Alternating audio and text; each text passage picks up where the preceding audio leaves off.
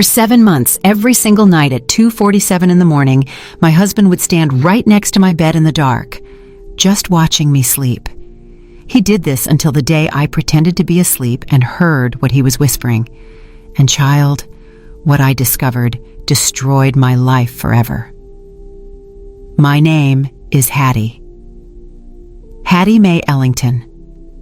Today, I am 91 years old. I turned 91 on March 3rd of this year. I was born back in 1934 in Macon, Georgia. I have lived through a lot in this life. I have gone through situations that, when I tell people today, they don't believe me. But everything I am going to tell you here is the gospel truth. You can ask my daughters, my grandchildren, anyone who knows me. I do not lie. I have never lied in my life. Before I go on with my story, I would like to ask a favor of you watching me. If you can leave a like on this video and subscribe to the channel Grandma's Journal, it would make me very happy. I know you young folks today like these internet things, and they told me this helps other people hear my story, and I want my story to be known. I want other women to know they are not alone.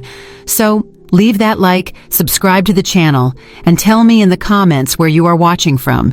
Are you from Atlanta or Birmingham, or maybe from Georgia like me? Or are you watching from far away in another country? Tell me. I love to know. My grandson always shows me the comments, and I get all emotional seeing folks from all over the United States and other countries watching me. Well, now I am going to start my story from the beginning, because otherwise you won't understand everything that happened. I married Otis Washington on October 15th, 1955. I was 21 years old, he was 26. It was a marriage sort of arranged by our families, as was common back in those days in the country. My daddy knew his daddy. They were deacons in the same church and thought we made a good match. I barely knew Otis before the wedding. We had seen each other about 3 or 4 times, always with our parents nearby. He was handsome, tall, strong, and hardworking. My daddy said he was a serious man, a man of his word, and that he would take good care of me. I got married in a white dress at the Baptist church in Macon. It was a big celebration with plenty of food, gospel music, and the whole congregation was there. I remember wearing the lace dress that had belonged to my grandmother, which my mama had kept in a trunk. It was a hot day, plenty of sun, and I was nervous as could be. I didn't really know this man I was going to spend the rest of my life with. After the wedding, we went to live on a small farm that his daddy had given us. It was about 50 acres of land near Cordell, deep in the Georgia countryside, far from everything. The house was simple, made of wood, just 3 rooms. There was a living room that was also the kitchen, a bedroom, and a small pantry in the back. The bathroom was outside, an outhouse, and we didn't have electric lights. We used kerosene lamps. The water came from a well in the yard. Otis worked in the fields. He planted corn, collard greens, sweet potatoes, and raised some chickens and hogs. I took care of the house, washed clothes on a scrubboard, cooked on a wood stove, and sewed our clothes. It was a hard life, but it was the life we knew. Everybody lived like that back then. My first daughter was born in 1957, on April 23rd. I named her Ruth because I liked that biblical name. It seemed beautiful to me. The birth was at home with Miss Sebastiana, the midwife for the region. It was a difficult, long labor. I suffered a lot, but when I saw my daughter, my first baby girl, I forgot everything. She was so tiny, so perfect. In 1959, Ruby was born on August 8th. Another difficult birth, but this time I knew what to expect. Ruby was different from Ruth. Ruth was quiet, calm. Ruby was born crying, making noise, demanding attention. 2 beautiful girls. And in 1962 came Pearl, my baby. She was born on December 1st. A calmer birth than the others, thank the Lord. Pearl was small, petite, but sharp and smart. 3 daughters, 3 girls. Otis wanted a boy. He wanted a son to help him in the fields. But the Lord gave me 3 girls, and I was grateful for each one. Otis was always a very quiet man. He wasn't one for talking, nor was he one for affection. He never hit me, never raised a hand against me, I have to say that. But he was never affectionate either.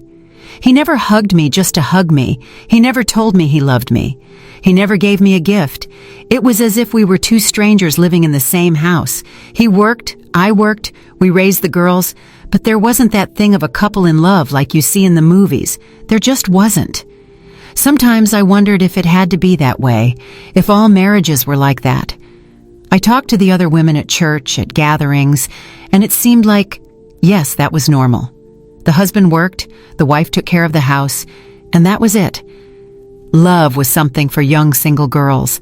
After marriage, it was obligation. It was duty. The girls were growing, time was passing, and life went on in that routine. Waking up early, making coffee, taking care of the house, the girls, the clothes, the food. Otis going out to the fields before the sun came up, coming back when it was getting dark, eating dinner in silence, going to bed, sleeping, and starting it all over again the next day. I won't lie to you. I wasn't happy, but I wasn't completely unhappy either. It was the life I had, and I accepted it. I had my daughters, I had food on the table, I had a roof. Many folks had less than that. That was how it went for 13 years. 13 years of a quiet marriage without great joys, but without big problems either. Until January of 1968 arrived. January 1968. I will never forget it. It had rained a lot at the end of December. The fields were looking good. The corn had come in well. Otis was even calmer, less serious. The girls were on break from school. Ruth was 11 years old and already helped me a lot around the house. Ruby was 9. She was in that mischievous stage, climbing trees, getting all her clothes dirty, and Pearl, 6 years old, still little, but already sharp. It was a Tuesday, January 16th, 1968. I remember it well because the next day was a special prayer meeting at church, and I always lit a candle. So, it was the 16th. It had been a normal day. I got up early, made the coffee. Otis went to the fields. I stayed to look after the girls. I made lunch, washed clothes. In the afternoon, I mended a dress of Ruby's that was torn. I made dinner, grits and greens with a bit of cured ham that was left over. We ate. The girls went to sleep early because they were tired from playing under the sun all day. Otis and I stayed a while in the living room. He was smoking his pipe, and I was darning a sock. Then we went to bed. It must have been around 9 at night when we lay down. I always slept on the left side of the bed next to the wall. Otis slept on the right side next to the door. It had been that way since we got married. The bed was wooden, old, and creaked all over when we moved. The mattress was filled with corn husks, hard and uncomfortable, but it was what we had. I fell asleep. I slept normally. I was tired. It had been a heavy day, and then, in the middle of the night, I woke up. I woke up suddenly, the way you wake up when you feel something is wrong. You know when you have the certainty that someone is watching you? That was the feeling. I opened my eyes slowly, still half groggy with sleep. The house was dark, pitch black. There was no moon that night. Everything was black.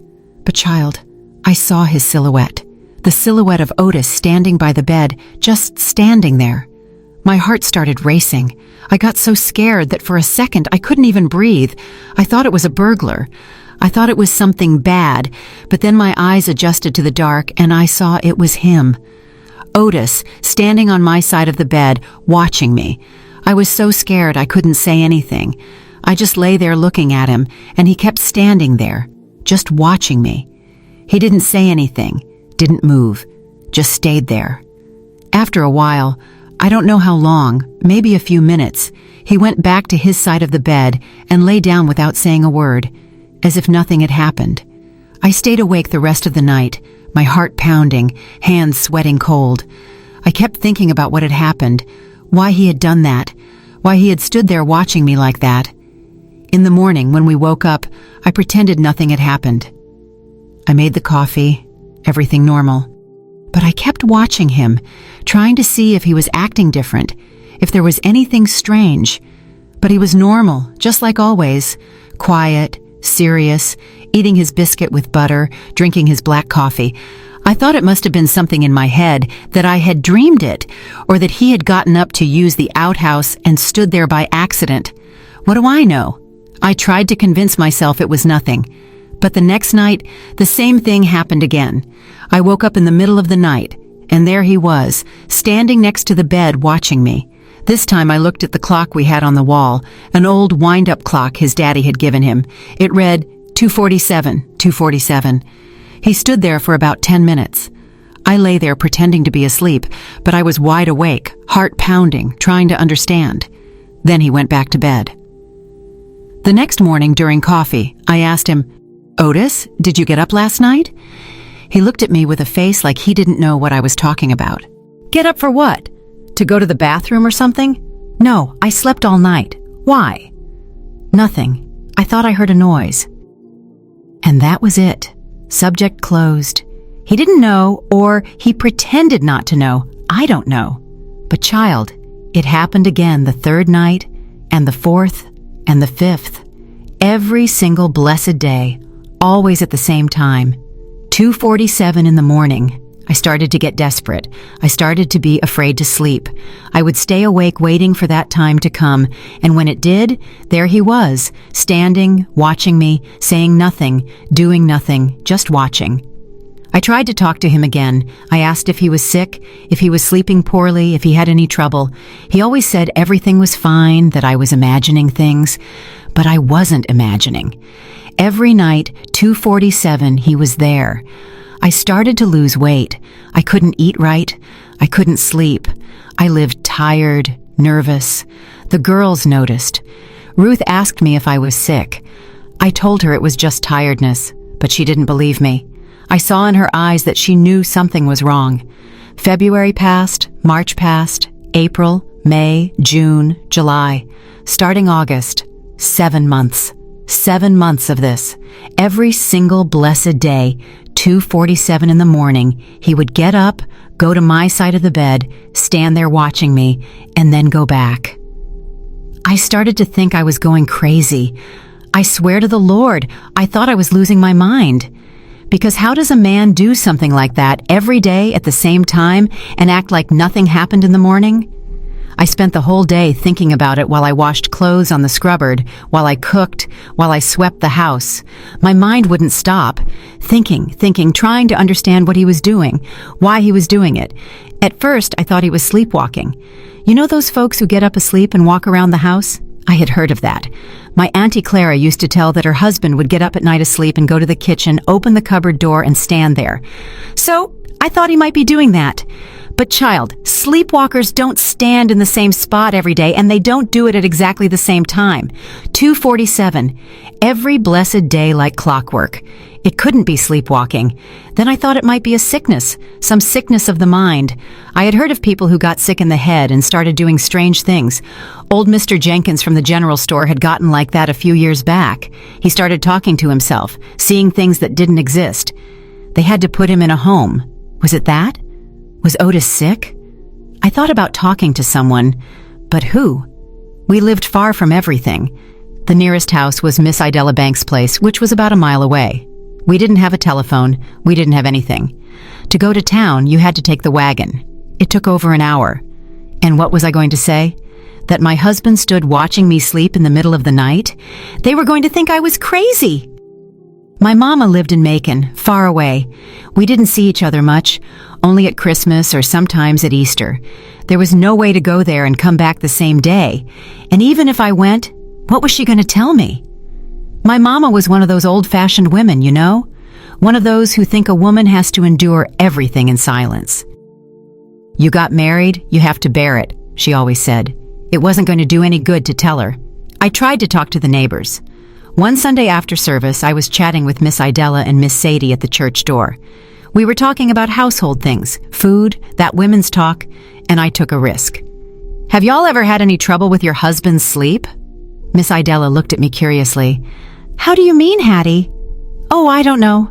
Like getting up at night, things like that. Miss Sadie laughed. Mine snores so loud it's scary. Wakes up the neighbors, but getting up only to go to the outhouse. And I couldn't go on. I didn't have the courage to tell. They were going to think it was weird. They were going to start gossiping. Small towns are like that. Everybody finds out everything. At home, the situation was getting worse. I was losing a lot of weight. My clothes were hanging off me. My face had gotten sharp. I had deep, dark circles under my eyes. I looked in the mirror and didn't recognize myself. I looked like a ghost. The girls were worried. Ruth, poor thing, at 11 years old, had already realized something was very wrong. She asked me constantly, "Is Mama sick?" "No, baby, it's just tiredness." "But I see you don't eat right, you don't sleep right. Is there something, Mama?" "There's nothing, Ruth, don't you worry." But I saw in her eyes that she didn't believe me, and I felt terrible for lying to my daughter. But what was I going to tell her? That her daddy stood watching me sleep every night? A child of 11 wouldn't understand. Ruby was acting strange, too. She was always the most talkative of the three, the happiest, the one who gave the most trouble. But in those days, she was quiet, didn't play like before. She stayed in her corner, silent. I thought it was just kid stuff, a phase, but it worried me. And Pearl, little thing, 6 years old, also felt something was wrong. Children feel those things. She spent all her time hugging me, clinging to me, as if she were afraid I would leave. Otis kept on the same, working in the fields, coming back at night, eating in silence, sleeping, and every early morning, at 2:47, getting up and coming to watch me. I started to be afraid, truly afraid, because you hear stories, you know? I heard talk of men who killed their wives while they slept, of men who lost their minds and did terrible things. What if it was that? What if one of those nights he came with something in his hand, a knife, a pillow to smother me? I started sleeping with fear, or rather, not sleeping. I lay awake all night waiting, watching the clock. 2:40, 2:45, 2:47. And there he came. There was one night I pretended to be deeply asleep. I breathed deep and slow, like folks do when they're really sleeping. I wanted to see what he would do. He stayed there longer than normal. He stayed about 15, 20 minutes, and I heard his breathing, heavy, agitated, like he was nervous, restless. At some point he leaned down, got close to my face. I felt his hot breath, smelling of tobacco. I thought he was going to kiss me or kill me. I didn't know. My heart was beating so hard I was sure he was going to hear it, but he didn't do anything, just stayed there very close, breathing. Then he got up and went back to bed. That night I didn't sleep anymore. I lay awake until dawn, trembling, sweating cold, feeling like I was going to have a stroke. The next day I was so tired I almost fainted while making lunch. I had to sit on the kitchen floor, dizzy, seeing everything spin. Ruth found me like that and got desperate. Mama, what happened?" "Nothing, child, just a dizzy spell." "I'm going to call Daddy." No need. It passed already." She helped me up, took me to the bedroom, laid me down, brought me sugar water, and sat holding my hand, looking at me with those worried eyes. In that moment, I almost told her. I almost said, "Child, your daddy is doing something very strange." But I didn't.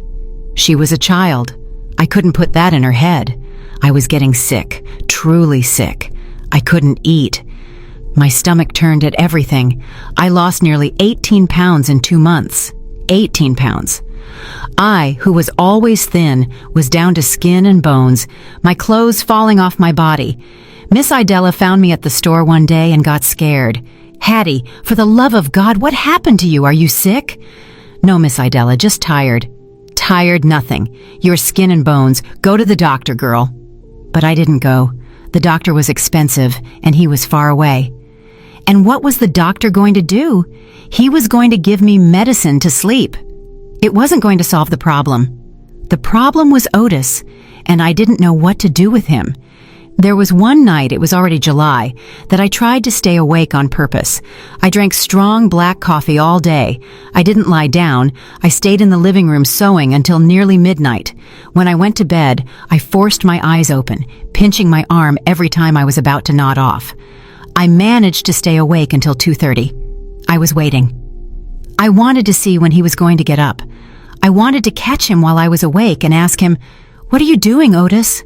But child, it didn't work. I fell asleep. I don't know if it was 2 minutes, 5 minutes, but I fell asleep. And when I woke up, with that same startle as always, he was already there standing by the bed watching me. I got so mad at myself I wanted to cry. How had I fallen asleep? I started thinking he knew when I was awake, that he waited for me to sleep to get up. Did he lie there awake waiting for me to sleep? Was that it? That scared me even more, because if he waited for me to sleep, it was because he didn't want me to know. It was because he was hiding something. I started watching him during the day, how he looked at me, how he talked to the girls, looking for some sign, something different. But he was always the same, quiet, serious, working in the fields. There was a Sunday we went to church. We went every Sunday. It was mandatory. I was praying, asking the Lord for help, asking for protection, and the Reverend preached about demons that tempt people, about the evil things that get into men's heads. I left that service thinking it could be that it could be the devil tempting Otis, making him do those things. It seems silly, but that's how I was raised, believing in those things. And when you are desperate, you believe in everything. I put a Bible under my pillow. I prayed every night before sleeping. I asked for protection, but it didn't work. 2:47. There he was. The girls were getting quieter and quieter. Ruby especially was acting very strange. I realized she had lost weight too. Her little face was thinner. Her clothes were loose. I asked her if she was eating well at school. "Yes, Mama." "Are you sure? You're very thin." "Yes, I'm eating, Mama. I just don't have much appetite." It seemed odd, but I didn't insist. I had so many things in my head, I couldn't worry about everything. Until one day, it must have been late July, early August, Ruby came home from school and went straight to the bedroom. She didn't want to eat. She said her stomach hurt. I went to see. She was lying down, curled up, hand on her stomach. "What did you eat, Ruby?" "Nothing, Mama. I didn't eat anything different." "Do you have a fever?" I touched her forehead. "No fever." "No, Mama. It's just a stomach ache." "I'm going to make you some tea." I made her some peppermint tea. I gave it to her. She stayed there quiet. I left the room, but I stayed worried. Later, when I went to bring her dinner, I went into the room and saw. I saw she had been crying. Her eyes were red, swollen. "Ruby, are you crying? What happened?" "Nothing, Mama. It's the pain." But I knew it wasn't just the pain. There was something.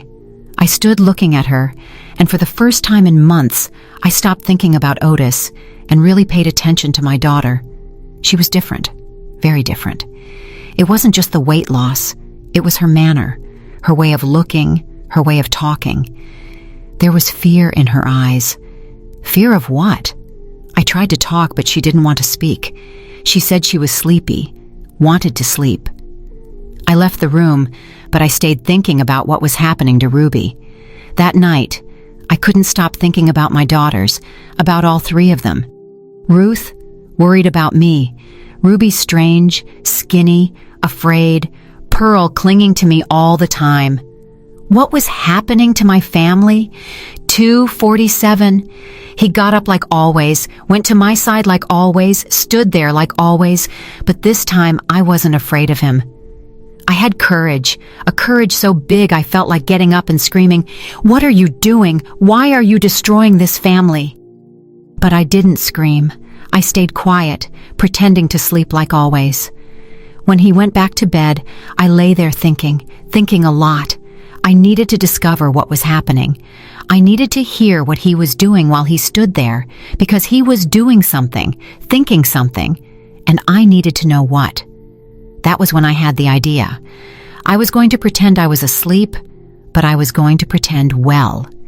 This time, I was going to breathe deep, slow, like someone truly asleep. I was going to lie completely still. I was going to make him believe I was in a deep sleep. And I was going to stay quiet, very quiet, to hear if he said anything, if he made any noise, whatever it was. I marked it in my head. Monday, August 12th, 1968. It was going to be that day. I was going to discover the truth that day. I spent all Sunday nervous. I couldn't go to church. I said I felt sick. I stayed home thinking, planning. Otis went out with the girls. I stayed alone. I went to the bedroom, looked at the bed, that old creaky bed where I slept every day. where I woke up every day at 2:47 seeing that man watching me. Tomorrow I was going to know the truth. I didn't know if I wanted to know, but I needed to. That Sunday night, I ate dinner very early, took a bath, lay down early too, around 8. I said I had a headache. Otis stayed in the living room smoking. The girls went to sleep. I lay there, eyes open, staring at the ceiling, listening to the noises of the house, the creaking of the wood, the wind hitting the window, the crickets outside. Otis came to bed around 9. He lay on his side like always.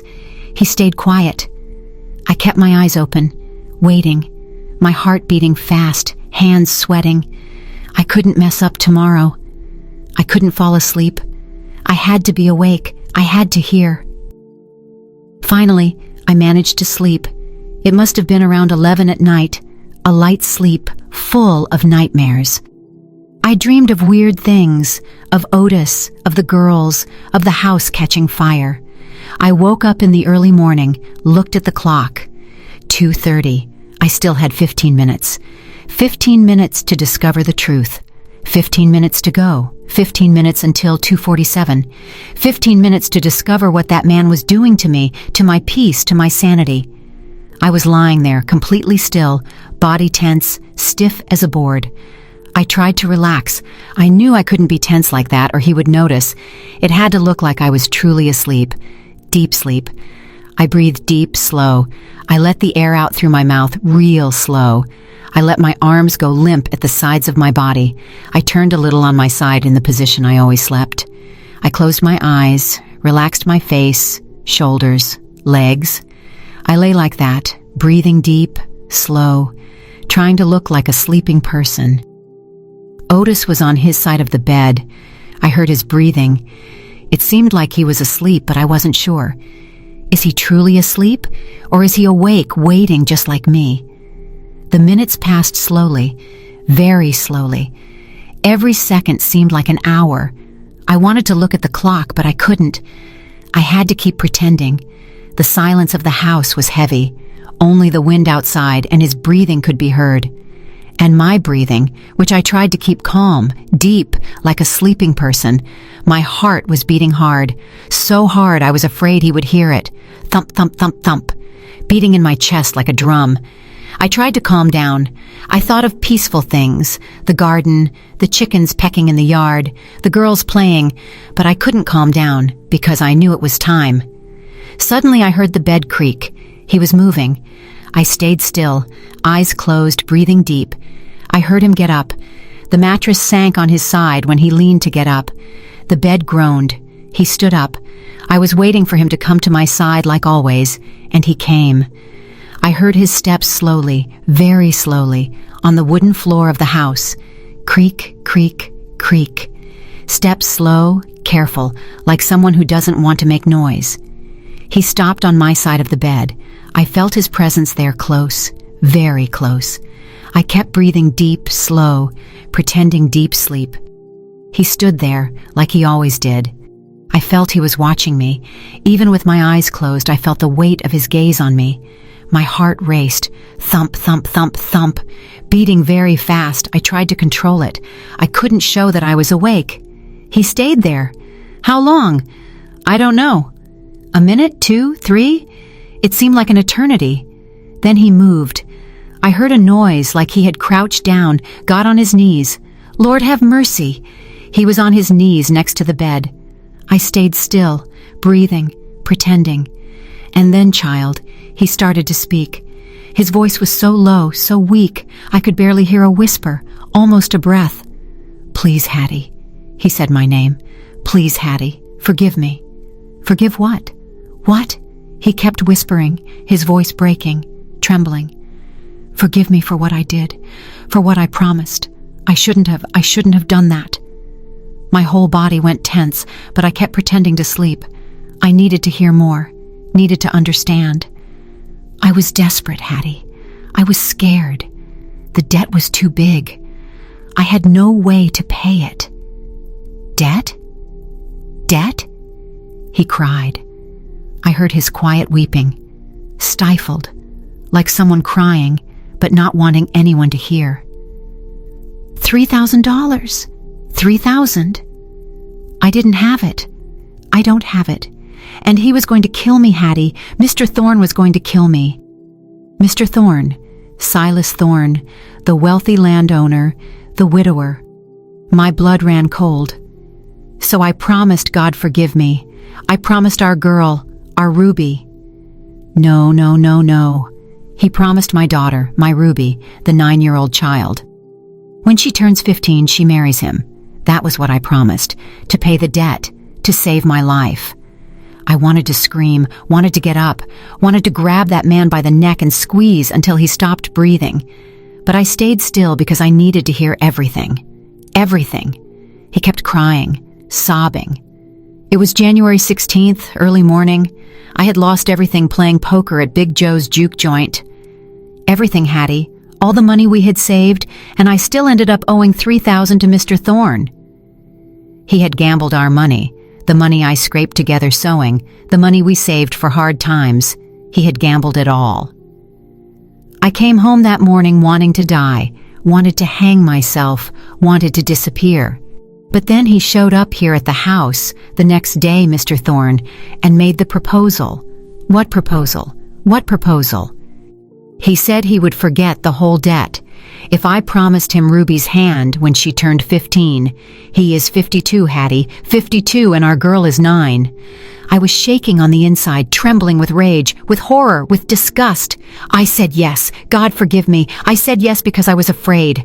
Afraid he would kill me. Afraid of losing everything. I am a coward, Hattie. I am a coward. That's why I came every morning. 2:47. The time I made the promise, the time I sold our daughter, since that day I don't sleep well. Every day I wake up at this time and come here.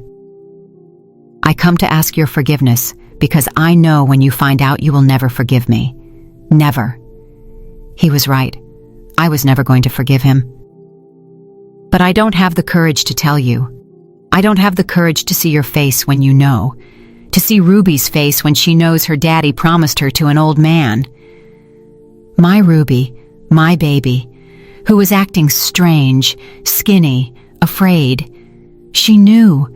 Someone must have told her. He kept crying, voice getting lower, more broken. 6 years left. 6 years until she turns 15. And then I'm going to have to hand her over. I'm going to have to take my daughter to Silas Thorne like she was cattle, like she was a thing. No, that wasn't going to happen. I wasn't going to allow it. Forgive me, Hattie.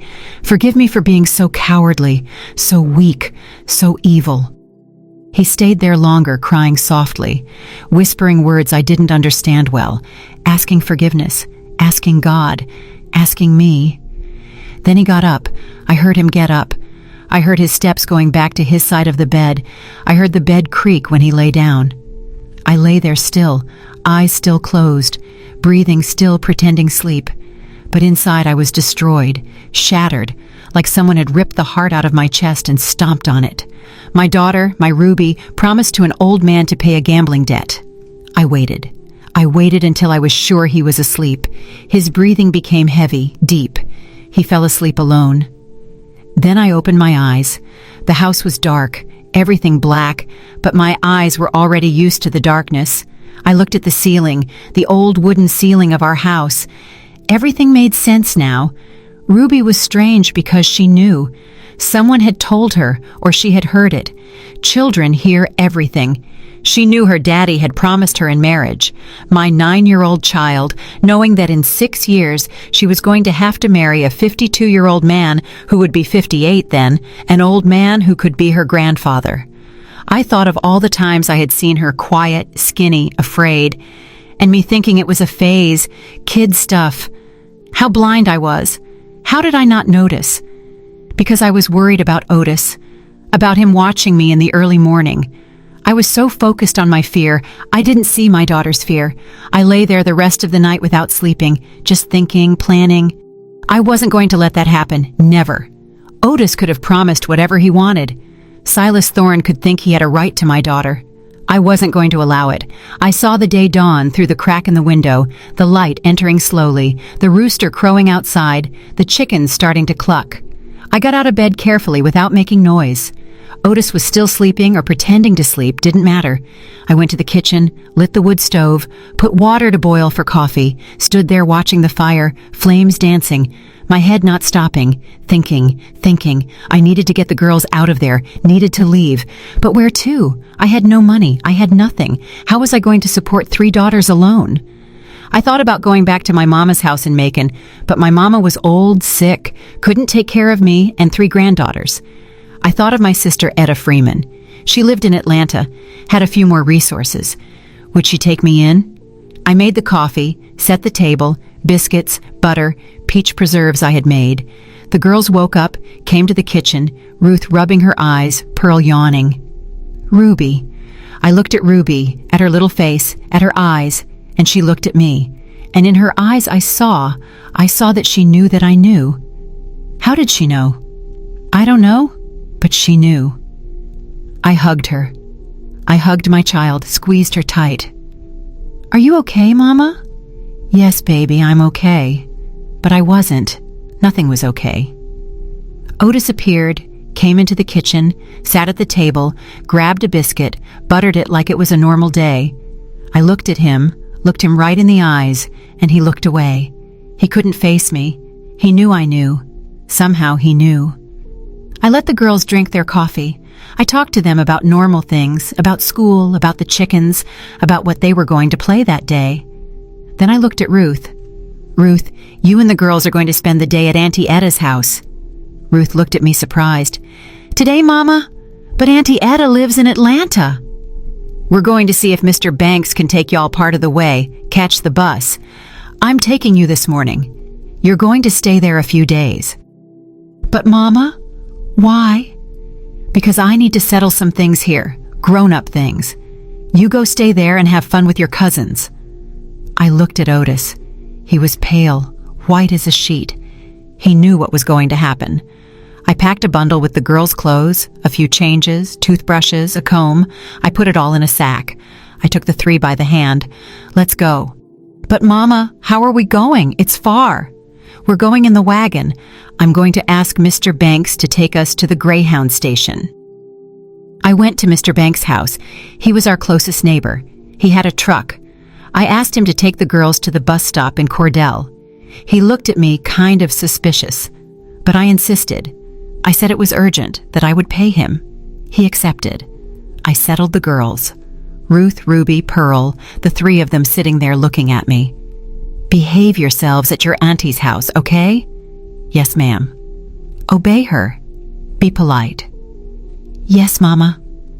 I hugged each one, squeezed them tight, smelled their hair, saved that moment because I didn't know when I was going to see them again. The truck left.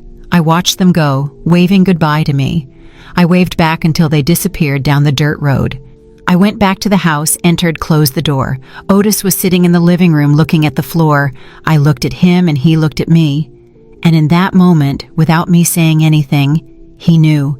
He knew I had heard, that I knew everything, and he knew nothing was ever going to be like before. We stayed there, me standing, him sitting, the silence heavy between us like a stone. I didn't say anything. Didn't need to. He knew. I saw him start to tremble. His hands were trembling. His shoulders were trembling. And then he started to cry, really cry, loud without hiding. Hattie. Don't call me that. My voice came out hard, cold. I had never spoken like that to him, to anyone. He lowered his head, kept crying. Did you hear? You heard what I said this morning. It wasn't a question. It was a statement. I heard every word you whispered while you thought I was asleep. For 7 months you came to my side every morning asking forgiveness, but you never had the courage to tell me while I was awake. I couldn't. You couldn't. What, Otis? You couldn't tell that you sold our daughter? That you promised Ruby, a 9-year-old child, to a 52-year-old man? He sobbed, an ugly, desperate sound. I was desperate, Hattie. The debt. I know about the debt. You gambled our money. The money I saved sewing, washing clothes, going hungry. You took it all and gambled it on cards. I went to the kitchen, grabbed the knife I used to cut meat. I went back to the living room. When he saw the knife in my hand, he went white. He raised his hands. Hattie, for the love of God, don't. I ain't gonna kill you, Otis, even though you deserve it. But I want you to sit right there and tell me everything from the beginning. And if you lie one word to me, just one, I swear to the Lord I will finish you. I sat on the chair opposite him. I put the knife on the table, but kept my hand on it. Talk. He breathed deep, wiped the tears with the back of his hand. It was January the 15th, a Tuesday night. Big Joe was running a game in the back of his place. Poker. I went. I had gone other times. Did you know?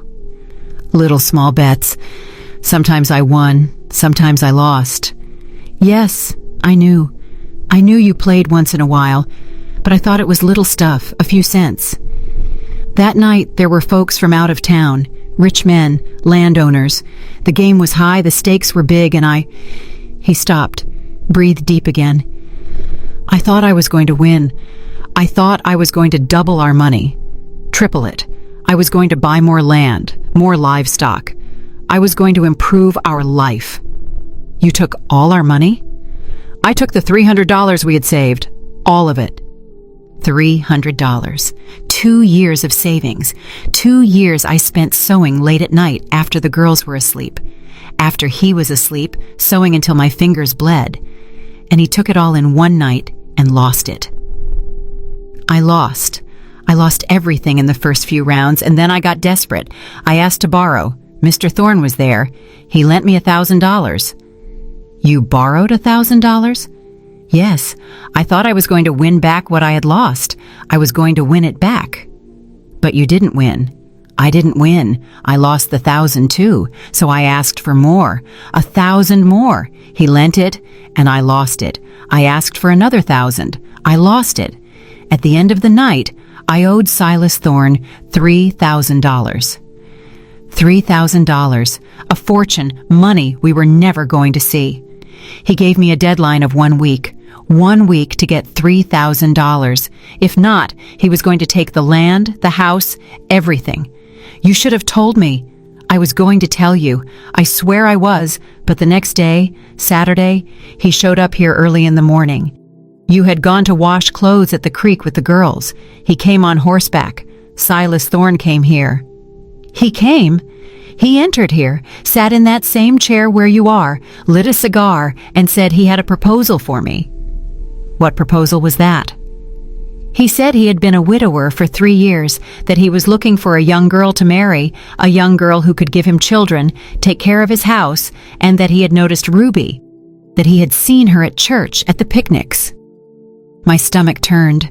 That old man had set his eyes on my daughter, a child. And then he made the proposal. He said if I promised him Ruby's hand when she turned 15, he would forget the whole debt, the $3,000, everything forgiven. And you accepted? It wasn't like that, Hattie. I said no. I told him she was a child, that she was my daughter, but in the end you accepted. He threatened me. He said if I didn't accept, it wasn't just the debt. He said he was going to do something to me, that I was going to disappear, that you and the girls were going to be left with nothing, no land, no house, no husband. So you preferred to sell our daughter? I didn't sell her. I just promised. It's the same thing. You promised her hand like she was an object, like she was cattle, like you had the right to decide her life. I screamed loud, all the rage I had stored up coming out at once. He lowered his head, kept crying. I know I did wrong. That's why I don't sleep. That's why every day at 2:47 in the morning I wake up, because it was at that time. 2:47 in the morning, from Friday to Saturday, was when I said yes, when I promised Ruby. How was it? Tell me exactly how it was. He gave me paper and pen. He ordered me to write. I, Otis Washington, promise the hand of my daughter Ruby Washington in marriage to Mr. Silas Thorne when she turns 15 years of age on August 8th, 1974. In 6 years. And you signed? I signed, and he signed as a witness. He kept the paper, Said he was going to keep it until the day that when 1974 came, he was going to come fetch her. I got up from the chair, started pacing the living room from one side to the other, trying to think, trying to control the rage. Ruby knows. He looked at me with eyes wide open. How would she know? Does Otis know? I saw it in her eyes. She is skinny, scared, quiet. Someone told her. No, I didn't tell anyone. Only me and Silas Thorne know. Then he told. Or someone who was at Big Joe's house that night told. Small town. Everybody finds out everything. Someone heard, someone talked, and it got to her. My God, my baby. His voice broke again. I stopped pacing. I looked at him. You are going to grab paper and pen right now, and you are going to write a statement saying you cancel that promise, that it was made under threat, under duress, and that it has no validity whatsoever. But he has the paper, Hattie. He has my signature. Doesn't matter. You are going to write right now that you cancel it. And I am going to take that to Silas Thorne, and I'm going to tell him to his face that my daughter is not merchandise. But he won't accept. He's going to come here. I don't care what he's going to do. My daughter is not marrying that old man. I grabbed paper and pen, threw them in front of him. Write, now. He grabbed the pen with a trembling hand. He started to write. I dictated. I, Otis Washington, by means of this letter, cancel the promise made to Mr. Silas Thorne regarding the marriage of my daughter, Ruby Washington. Said promise was made under duress and threat, and therefore has no validity. I acknowledge that I committed a grave error, and that my daughter has the right to choose her own future. He wrote, the handwriting all crooked, shaky. He signed at the end. I grabbed the paper, folded it, put it in my pocket. Now you stay here. You don't leave this house. You don't go to the fields. You don't go anywhere. You stay here waiting for me to come back. Where are you going? I'm going to settle this like it needs to be settled. I grabbed my shawl, put it over my shoulders, grabbed the paper. Hattie, don't go there. It's dangerous. So am I. I left the house, closed the door, started walking. Silas Thorne's plantation was about 5 miles from there, 5 miles of dirt road. It would take more than 2 hours walking, but I was going. I would go on foot if I had to. I walked about 15 minutes when I heard the sound of a horse behind me. I turned around. It was Mr. Banks going to town. Miss Hattie, where are you going on foot in this sun? I'm going to Silas Thorne's place. He looked at me surprised. But that's far, ma'am. Hop on the wagon, I'll take you. I climbed up onto the wagon seat. We continued down the road. Silas Thorne's place was big, high wooden gate, white fence, big 2-story house with columns. He had workers, he had everything. Mr. Banks dropped me at the gate. Are you sure, Miss Hattie? Yes. I got down, thanked him. He left. I opened the gate, entered, walked up the gravel path to the house. I climbed the steps of the porch. I knocked on the door. A servant answered, an older black man with white hair. I want to speak with Mr. Thorne. Do you have an appointment? I don't need an appointment. Tell him it's Hattie, Otis Washington's wife. He looked me up and down. Must have thought it strange that a simple woman, thin, in old clothes, appeared at his boss's house, but he went to call him. I waited on the porch, heart beating hard, hands sweating. There were heavy footsteps. Silas Thorne appeared. He was a big man, pot-bellied, thick mustache, gray hair, wearing expensive clothes, gold watch on his wrist. He looked at me with a face of surprise. Mrs. Washington, what an honor to receive you here. Come in, please. I ain't coming in. I came here to settle a quick matter. He smiled, a fake smile full of teeth. I see. I imagine what it's about. Your husband sent you here to confirm the arrangements we made. I came to undo the arrangements you made. The smile wiped off his face. How's that? I took the paper out of my pocket, showed it to him. My husband wrote this canceling the promise. My daughter is not merchandise. She is not going to marry you. He grabbed the paper, read it. His face started turning red with rage. This is worth nothing. I have a document signed by him, legal, with a witness. That document was made under duress and threat. It has no validity whatsoever. It does so, and it will be fulfilled. In 1974, I am coming to get the girl. You are not coming because if you get near my daughter, I will finish you myself. He laughed, a loud, mocking laugh. You? You are going to do what? You are just a woman, a poor black woman with nothing. I took a step forward, looked him right in the eyes. I am a mother, and a mother protects her children no matter what she has to do. He stopped laughing. He saw I was serious. Your husband owes me $3,000 he lost playing cards. That's his problem, not my daughter's. The deal was made. No deal. My daughter is not part of any deal. And if you insist on this, I'm going everywhere. To the sheriff, to the reverend, to the judge. I'm going to make the biggest scandal this county has ever seen. I'm going to tell the whole world that you, a 52-year-old man, want to marry a 9-year-old child. I'm going to spread that all over town, all over the state. Let's see if your reputation holds up. His face turned purple with anger. You have no proof of anything. I have my husband's word. I have the promise you made him right. And I have my daughter, who has been scared for months because someone told her. He took a step toward me, trying to intimidate me. I am not going to forget this debt. Your husband is going to pay one way or another. Then collect from him, not my daughter. I turned around, started down the steps. You're going to regret this, Mrs. Washington. I won't regret it. You are the one who will regret it if you come near my family. I left the plantation, closed the gate behind me. My legs were trembling, my whole body was trembling, but I had done it. I had faced that man. I had told him no.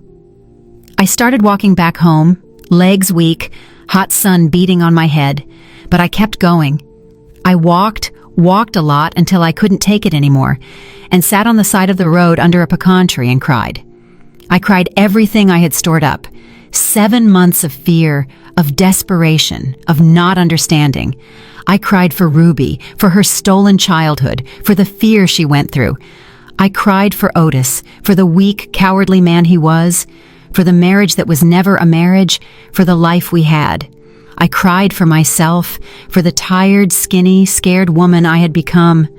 I sat there a long time until the tears dried, until I could breathe right again. Then I got up, wiped my face, and kept walking. When I got home, it was almost night. It was getting dark. Otis was sitting in the same spot where I had left him, staring at the wall.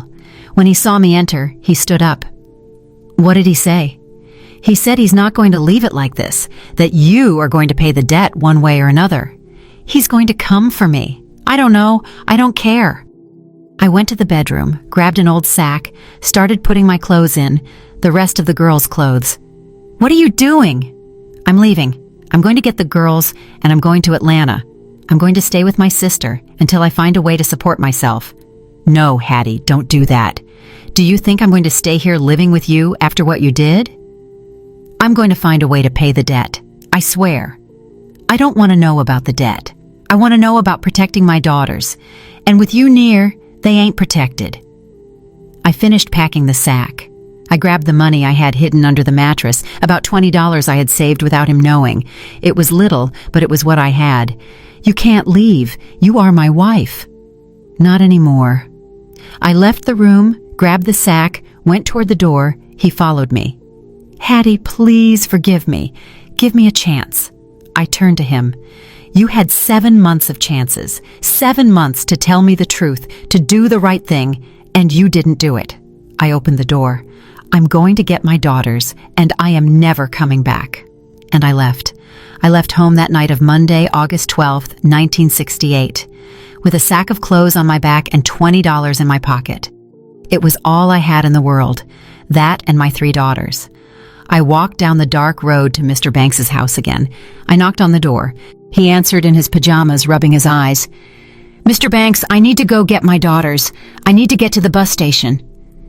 Now he looked at me, saw the sack on my back, saw my face, and didn't ask anything. I'll start the truck. We drove through the night, the road dark, only the headlights shining, me sitting in the truck, clutching my sack, looking forward without looking back. We got to the station and I took a bus to Atlanta. I arrived when the sun was coming up, Tuesday, August 13th.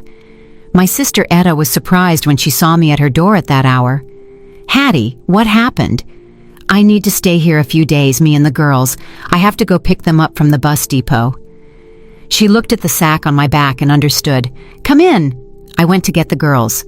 When we got back to Etta's, the house was small but tidy. 2 bedrooms, living room, kitchen.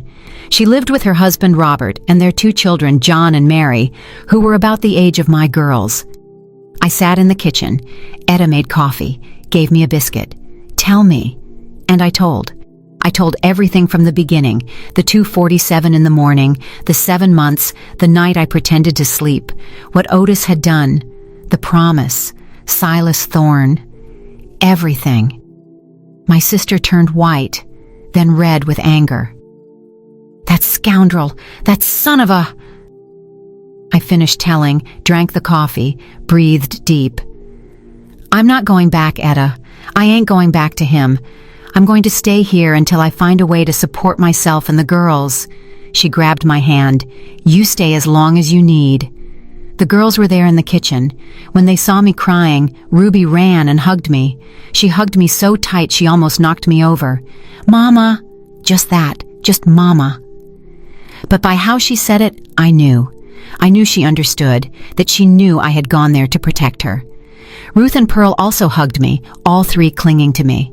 I hugged my girls and cried. I cried from relief, from exhaustion, from fear, from everything. We stayed at Etta's house. Days turned into weeks. Weeks turned into months. I slept in the living room on a mattress on the floor. The girls,